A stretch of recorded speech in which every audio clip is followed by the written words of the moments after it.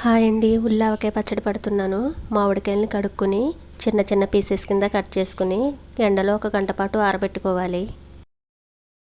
Stove on చేసి pan పెట్టుకుని అరకప్పు ఆవాలు, పావు కప్పు మెంతులు వేసి ఇవి గోల్డెన్ బ్రౌన్ కలర్ వచ్చే వరకు వేయించుకుని పక్కన పెట్టేసుకుందాం.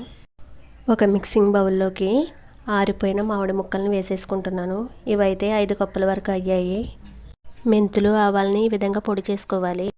పావు కప్పు కంటే ఎక్కువ సాల్ట్ వేసుకుని 1 కప్పు వరకు కారం వేసుకుంటున్నా. పొట్టు తీసిన వెల్లుల్లి ఒక 30 వరకు వేసుకుని ఆవా మెంతి పిండి కూడా ఒక అరకప్పు వేసుకోవాలి. వేరుశనగ నూనె ఒక 3 కప్పుల వరకు వేసుకుంటున్నాను.